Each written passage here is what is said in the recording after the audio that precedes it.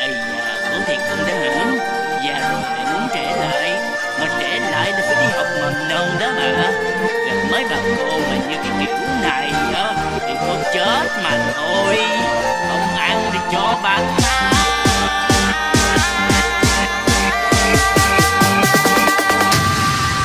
Cô gái xinh, cô đánh em cũng thấy xinh. Bốn mắt ga là bốn mắt gai, cô đánh đập cũng rất hay. Ta cùng đấm mà ta cùng tay, nếu đứa nào mà nhai nhai.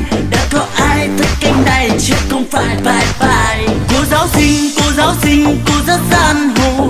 Ngồi chơi với trẻ thơ không ăn cô cho tiền một đạp. Cô giáo xinh, cô máu gian hồ. Từ bầy yêu lứa trong phim tàu làm ta ghê ghê. Cô giáo xinh, cô rất men, cô có đai vàng. Nhìn môn mắt chứ ai dám nghĩ cô này không đàng hoàng. Cô đánh em khóc la, cô đánh tơi bời. Dạy trẻ thơ sống sao nên người bằng tay. Có trái tim hay là làm không có tình người. Thế cớ sao hai người đánh chơi thế bảo tàng.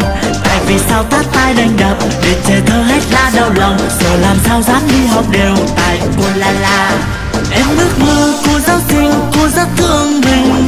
Trẻ thơ có lỗi chỉ mong ai luôn yêu thương thật lòng.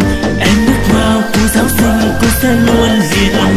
Để trẻ em tuổi thơ thêm hồng mầm nơi tương lai. Ok. Cô gái xinh, cô đánh em cũng thấy xinh.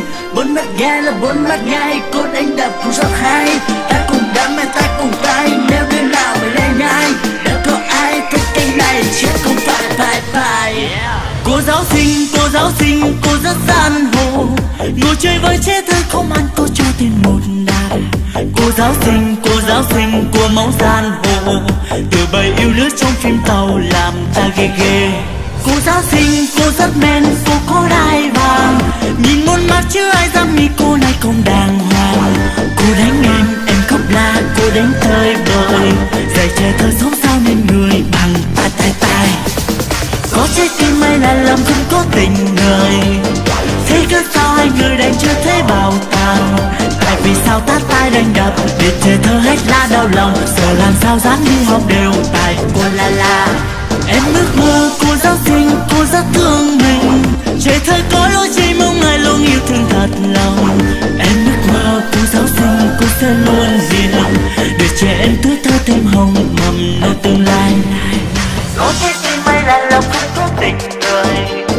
Thế cớ sao hai người đánh chơi thế bảo tàng. Tại vì sao tát tay đánh đập để trẻ thơ hết la đau lòng. Giờ làm sao dám đi học đều tại cô la. Em ước mơ cô giáo xinh, cô rất thương mình. Trẻ thơ có lỗi chỉ mong ai luôn yêu thương thật lòng. Em ước mơ cô giáo xinh, cô sẽ luôn hiền. Để trẻ em tuổi thơ thêm hồng mầm nơi tương lai. Tại vì sao tát tay đánh đập để trẻ thơ hết ra đau lòng. Giờ làm sao dám đi học đều tại cô la. Cô gái xinh, cô đánh em cũng thấy xinh. Bốn mắt gai là bốn mắt gai, cô đánh đập cũng rất hay. Ta cùng đấm mà ta cùng tay, nếu đứa nào mà nhai nhai. Đã có ai thích cái này chứ không phải.